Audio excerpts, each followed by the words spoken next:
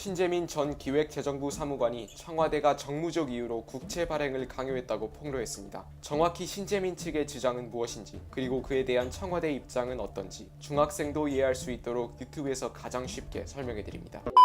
먼저 국채가 뭔지부터 알아봅시다. 정부는 국민에게서 세금을 걷어 발생하는 수입을 가지고 국가를 운영하는 데 사용하죠. 물론 남의 주머니에 들어가는 것도 많지만 이 세수입이 부족할 것을 대비해서 적자 국채라는 것을 발행합니다. 투자자한테 차용증을 써주고 돈을 빌리는 겁니다. 적자 국채를 발행하면 국가의 채무가 증가하지만 이것은 절대 나쁜 게 아닙니다. 늘어난 재정 지출로 인해 국가 경제가 성장하고, 그러면 국세 수입이 또다시 늘어나고 그 돈으로 빚을 갚아 재정의 선순환으로 이어질 수 있습니다. 매년 이 국채의 한도를 정하는데 2017년에는 28조 7천억 원으로 정해졌습니다. 17년 10월까지 그해 발행한 적자 국채는 20조 원이었습니다.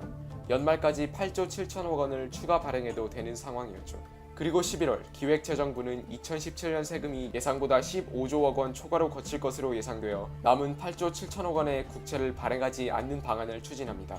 이러면 1년 이자 부담을 2천억 원이나 아낄 수 있으니까요. 오히려 초과 세수로 시장에 있는 국고채를 사들임으로써 국채 조기 상환을 할 계획이었습니다. 11월 중순에 1조 원을 조기 상환할 것이 이미 공지되었던 상황입니다. 하지만 이 계획을 김동연 부총리에게 보고하자 청와대의 생각은 달랐습니다. 오히려 국고채를 더 발행하라는 의견을 청와대는 제시했죠. 이후 결국 적자국채 발행 가능 규모를 4조 원으로 늘리는 것으로 기재부의 방향이 잡혔고, 당장 다음 날인 11월 15일로 예정되었던 1조 원의 조기 상환을 바로 취소했습니다. 그리고 청와대에서 차영환 경제정책비서관을 통해 적자국채를 발행하지 않는다는 보도자료를 취소하라고 연락합니다. 왜 이런 결정을 내린 걸까요? 신재민 사무관은 청와대가 박근혜 정부의 국가 채무 비율을 높이려는 의도가 있었다고 주장합니다.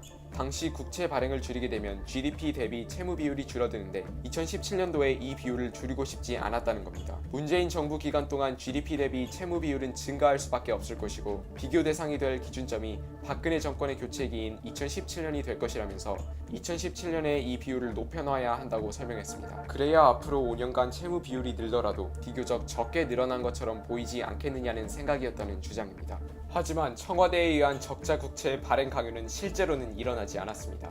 당시 적자 국채 추가 발행 여부와 관련하여 청와대로부터의 의견 제시는 있었으나 강압적인 지시는 전혀 없었다는 것이 청와대의 설명입니다. 세수 여건이나 시장 상황 등을 고려해 기재부 등 여러 기관과 치열한 논의 및 토론 끝에 적자 국채를 추가 발행하지 않기로 의견이 모아짐에 따라 추가 발행하지 않기로 결정했다고 이야기합니다. 그리고 논란의 쟁점인 박근혜 정부의 국가 채무 비율을 높이려 했다는 지적은 사실이 아니라고 강조합니다. 만약에 4조억 원의 적자 국채를 추가 발행해도 GDP 대비 국가 채무 비율은 38.3%에서 38.5%로 0.2%밖에 증가하지 않기 때문에 크게 의미 있는 수준이 아니기 때문이죠. 게다가 억지로 2017년에 국가 채무 비율을 높인다 한들 어차피 그것은 박근혜 정부의 국가 채무 비율이 아니라 문재인 정부 첫 해 국가 채무 비율이 되는 것이라 정부가 그럴 이유가 전혀 없었다는 입장입니다.